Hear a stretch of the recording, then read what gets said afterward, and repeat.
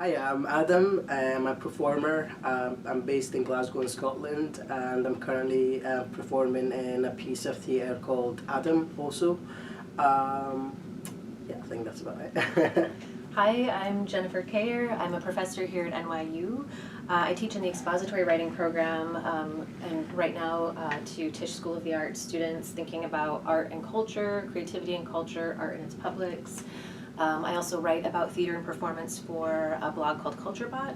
And this semester, I just created a new course and I'm teaching it called Artful Lives. And so it's about all of the different ways that artists across disciplines and genres make art from the materials of lived experience. Okay. And so I'm incredibly delighted to talk with you today about Adam. And I guess just to start, I'm curious if you could just talk about the process of transforming your experience, your story, into the show. And also the sub-question here is, why theater? Why was this the mode that it kind of arrived to?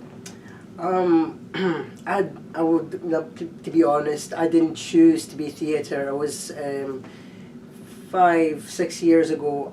I met with Cora Bissett, the director of the show, and that was because I took part in a really kind of small voluntary collaboration, between the Scottish Refugee Council and the Citizens Theatre in Glasgow. So like my piece was like 4 or 5 minutes, and it was kind of like spoken words. Okay. But Cora was there, and she saw me speak, and she was really keen to do something, not necessarily just about my life, but to use my life as a kind of an example or a face to the trans community. Mm-hmm. So this is kind of how it started. I was never actually going to be in the play. It was meant to be just, the story, and that's about it. And I met with the writer, Frances Poet, and kind of told her really my life. And yeah, just 6 months before rehearsals, I ended up auditioning for my character, and I got the part. Yeah, it's quite odd. I would like to say, like, I'm Adam. I auditioned for Adam in Adam, which is quite weird. But yeah, so it was Cora's idea to really bring it to theatre, and her idea of the choir. I don't know if you've heard about the choir. Yeah, if you could talk about that, I'm really curious. It's the Adam World Choir. Yeah, how did that come about? It was also Cora's brilliant idea, and I guess she will be able to talk a lot more about how she was inspired. But essentially, a team in NTS created like a safe platform online and called out for trans and non-binary people to come together and ask them if they can take part in the show. So essentially, like, once people were interacted with each other, it was like a private Facebook for this kind of 150 members.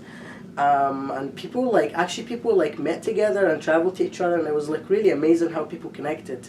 But yeah, what happened was that people were sent music, and everyone in their literally in their bedroom or whatever in their home put in their headset and just singing their piece. But this is so many members put together, all the faces put together, the voices and everything obviously in harmony and everything, and just put on a screen in the middle and the end of the show, which is quite powerful. I've seen it 100 times, but it always gives me goosebumps. It's really amazing.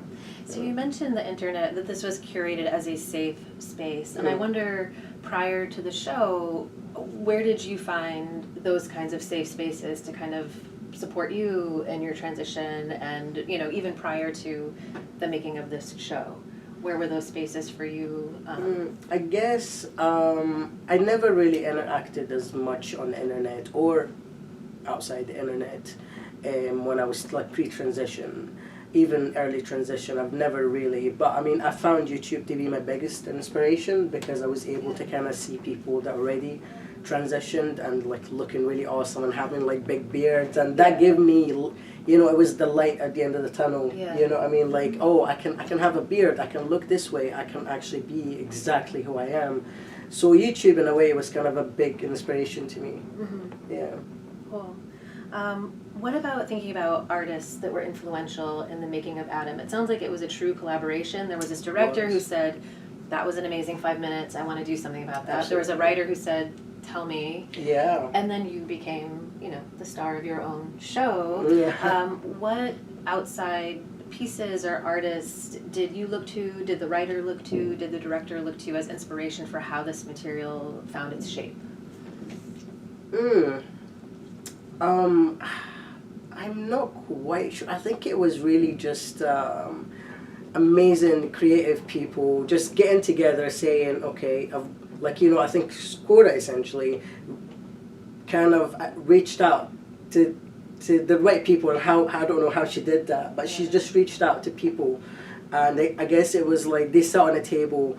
Cora described what she wanted to see come out from this piece, and I think there's just all the brilliant ideas just put together, step by step, and I think just eventually arrived to where we are right now.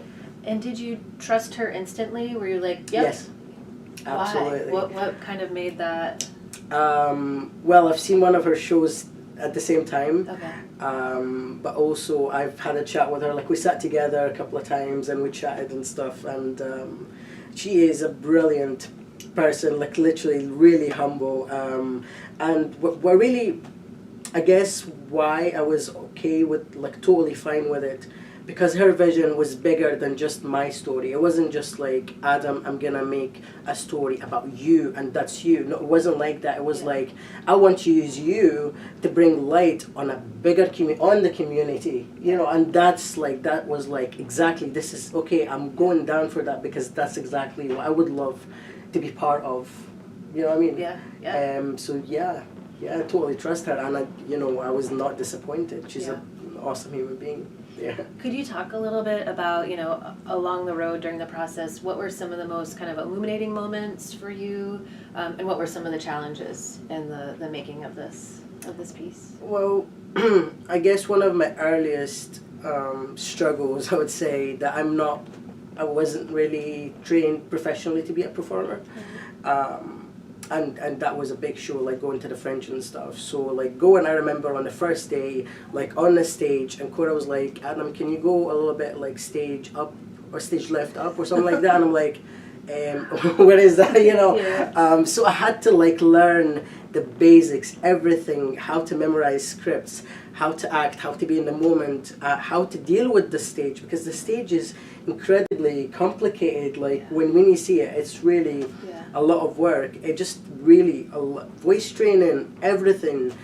I guess really, like, I think halfway through, I kind of went a little bit in a dark place, and I think because going into this, I was like, all right, okay, well, I'm just being myself. I'm just acting. I'm not really acting. I'm just kind of, like, I'm being myself. How hard that can be. Right. But it was really hard because I didn't put a line. I started to kind of dwell back and remember the bad feelings and the bad memories, and I kind of got sucked into that. And I think that's when I realized, no, I'm acting a character, and it's called Adam. It's very similar to my life. I can use my experiences to kind of act well and do this character well, but I'm not that. I don't need to go into that place. Yeah. If you know what I mean. And I think after that, things became like a lot better. Yeah. That was one of my other questions. I just was wondering what it's like to perform. It's your story, but it's also, as you say, it's sort of like a portal into a larger community. Yeah. But nonetheless, you're bearing a certain responsibility, and nonetheless, you are going back over your own story. So I just wondered, how is it to perform it night after night? How do you prepare? And then the question is, like, what does it take to perform Adam repeatedly, to retell it again and again? And then what are you getting from it? Do you know what I mean? Like, what is it taking from you, and how is it feeding you? Yeah, that's I think that's a really good question.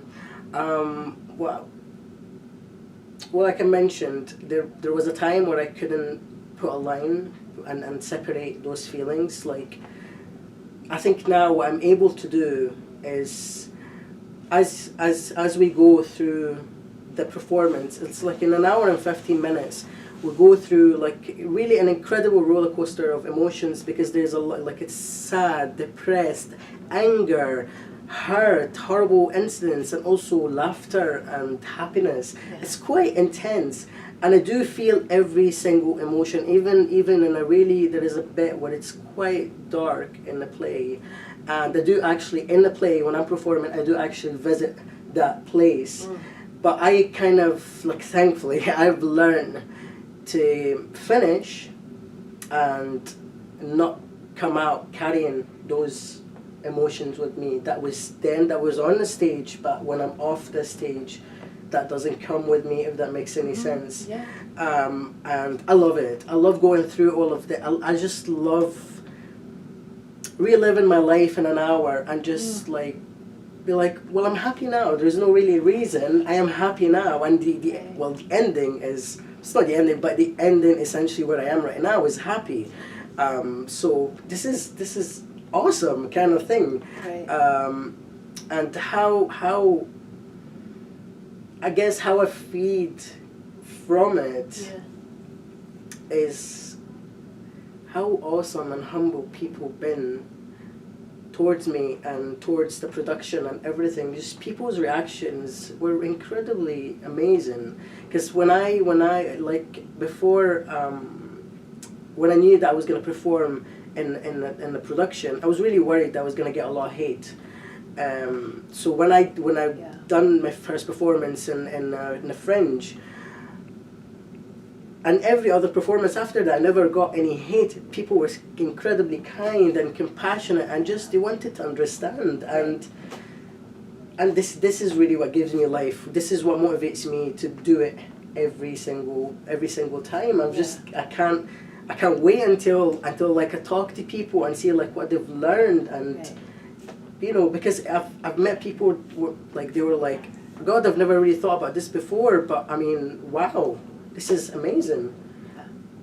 So yeah, I think, did I answer your question? Yeah, you sure did. It ties into another question, which if it sort of repeats things, we can move on. But the way that I've been thinking about, this is a new class that I'm teaching, and as we approach new artists and looking at, you know, what they're doing and how they're doing it, we're thinking together about the necessities to do that work, the risks that come with doing that work, and then the possibilities that are then opened up by making themselves vulnerable on the page, on the stage, on screen. So I wonder if those terms resonate with you in any way, or you could speak to any of those aspects, like the necessity for you to do this work, the risks that have kind of come with it. And you already mentioned one, just this worry that if I do this, am I going to just elicit, you know, hate and the incredible dangers of that. But then also you spoke too to the possibilities and what it's opened up. So maybe if you could speak to any of those elements.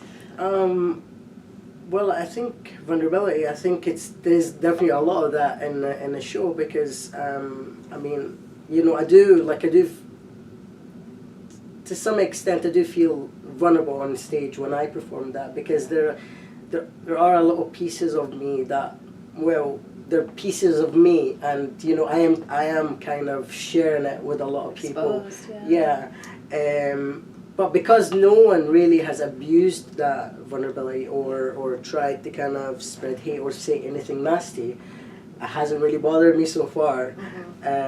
So it's been incredibly positive so far. Vulnerability and the necessity to do it. Was there a moment where you're like, I need to do this? This is a project that, like, it's not a choice. I need to make this happen. Was that part of it, or was the choice more like a weighing of like, well, if I do this, there are these risks, maybe these possibilities? Just what was that dynamic? Well, before, but when I knew like that I was going to perform in it, and I was really like, I thought I was gonna get, like, it's not even like I might. I thought I was sure that I was going to get hate, but what kind of made me overlook that was I talked about the YouTube people that inspired me, and I've always said, like, in my head, like, to myself, if I can be that person to somebody else, if I can be that light at the end of the tunnel to somebody else, I'd be like so happy. And I guess when that opportunity came, I was like, well, I can actually, you know, be that person, because if a guy like me, like, you know, can kind of do this and be happy, then hopefully someone else can be like, oh yeah, bloody hell, if this guy can do it, then of course I can do it as well. And well, I'm hoping that people can kind of look at it in this kind of similar kind of outlook and kind of take inspiration, hopefully, and motivation to kind of keep going, and life is going to get better no matter how dark it gets. It's always going to get better. There's always a rainbow after it rains or storms, right? So I suppose that's what I really want to tell folks like me. It's going to get better. It's gonna get better. Yeah. So the writer, Frances Poet, is that her? So I read, she said, having Adam in the room transformed the process. He was able to add more details and truth while also giving me permission to invent. And I wondered if you could talk a little bit about this dynamic of how the piece is at once your truth, right? But also there's this element of invention and imagination that interplays with it. I remember like when we had development week and we were all sitting together, like all the creative team all together, and we're talking. We had a draft, and we're just kind of evaluating the character and the story and everything. And it was all written obviously brilliant because Frances is brilliant. And I guess a lot of people knew about trans issues and everything, but I suppose there was some more space to kind of describe more of how it really feels and get everyone really on that same page, so everyone knows, oh, it felt this way at this particular moment, or it felt that way at this particular moment, or someone maybe would assume something or be like, well, actually it was the other way around, or it wasn't really that, but I think that's what Frances meant. I think it's just kind of adding more spice on the food that's already cooked, if that makes any sense. But also when we're talking about like the invention part of it, because when I met with Frances and I told her my life, and I've told her like a lot of details, but I also said like I would really love to have some fiction, like spice it up anyway. It's not that it wasn't spicy enough, but I just felt like horrible things has happened to me, but it's not really everything has happened to me, and it would be really good to kind of show other flavors of how horrible it can get, if that makes any sense, because it's you might think that's a bit weird, but I think it's important to see to show folk who are not trans or non-binary to show them like how really hard or how dark it can really kind of get for us, so this is kind of like I told her my story, and I just told her just go for it, whatever you see fit, and she was brilliant. She just wrote a brilliant script. There was no criticism whatsoever. It's just really everything really worked out really well. Yeah. I wonder, this is sort of tying into something you said before about the rainbow at the end of the rainstorm. I do wonder though, is it that easy? I mean, is there a way in which you've emerged from something hard? Isn't there still a way in which every day there's kind of something that you have to endure or and I don't want to say be sadder, but what else is there besides that wonderful optimistic message of like, it will get better, I promise you? What other sort of means of survival are kind of, whether they're in the show or not, are things that you would want to kind of impart to? Yeah. Well, I think when I say it gets better, I don't think it's kind of, I don't think it happens in a day. You don't just wake up and be like, it got better. And it does. It takes a bit of time. It does take a bit of time. And then it can get really frustrating. And I think at times where it did get better, but I was really frustrated because I was just like, it's not moving fast enough kind of thing. But I guess what really kind of, what really helped me is, it's just gonna sound really cheesy, but it's patience, and it's so much easier said than done, and I'm really aware of that. But it's just really, that's kind of all you need to kind of have a goal. Like, I think that's what I did personally. I had a goal, and that was the physicality that I wanted, the look that I wanted, the feeling that I wanted, and I had that like on a poster in my head. This is where I'm going, and I'm just patient enough, step by taking my steps very slowly but surely. I'm taking a step forward every day until eventually I'm here. It took a few good years, but I'm here. And I think optimism was a big part of all the things that I've been through. Yeah. I think if I wasn't optimistic, I think my life would have taken a different time. Gotcha. Definitely. Why Scotland? Yeah, it actually wasn't my choice. I mean, surprisingly, but I'm really glad that they brought me here. So when I traveled to England and London, and had like I was homeless there for a little bit, and I had someone saying, "Oh, go to the Home Office, they can help you." And I was like, I didn't know about like seeking asylum or refugees, and I had no clue.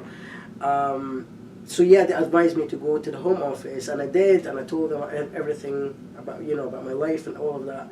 And so they took me to a detention center somewhere. I'm not really sure what it was. And after a few weeks, they took me to Scotland, to Glasgow, and I've never moved out because I just love it. So yeah. How old were you when you were homeless, and then when you? 19. 19. Yeah. And who was it that kind of knew to help you, or? There was someone actually that I met there that was also Egyptian that lived there for a long time. Gotcha. I met him in a cafe as well, so that was quite lucky because I don't think if I had not met him, I don't know what else could have happened, but it was quite lucky. Yeah. Have you been back to Egypt at all? Is that ever something that will? No, be conceivable? no, I'm not really allowed to go back just now, just because I'm a refugee. Yeah. It's a bit tricky. I don't know. I mean, I don't. Yeah, it's weird. I mean, obviously, I want to see my mom and I want to see my sister, and that's really all I really want. But in terms of like living or anything, no, that's like no. Yeah. No. Are you in contact with them? Yeah. Yeah. And do they know about the show? Yeah. And what do they think? Oh, they think they think it's really awesome, and they're like super proud of me, and it's pretty cool. Yeah. That's great. Yeah. So where's my sense of the show, and I'm excited to see it on Friday, is that it's really about, it seems to be about finding a home, finding a place, both within one's body and also within a place, a nation, a country. If you could talk a little bit about those things, and also where home is for you now. Home.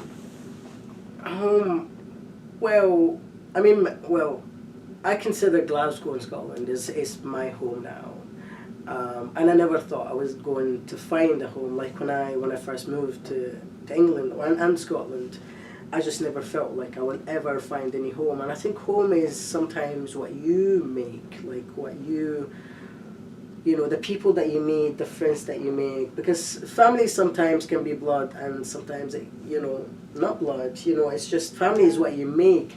And I think home comes with family, I think, as well. And I suppose home is also within one's body. And and I think for trans and non-binary people, it's quite sometimes hard to find that safe place within yourself. And I guess you just need to be who you are, to find your home. Because if you keep kind of listening to other people's wishes of what they think you should be, then you'll never be happy, and they will never be happy because you're not happy. So you might as well just be yourself and find your home within yourself, kind of thing.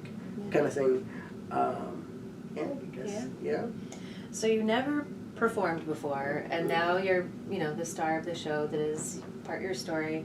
What's next for you? Is performing something that you've now you're into, or are there other forms of activism that have kind of come up? I'm doing a bit of activism on the side as well, obviously because I'm really passionate about trans rights.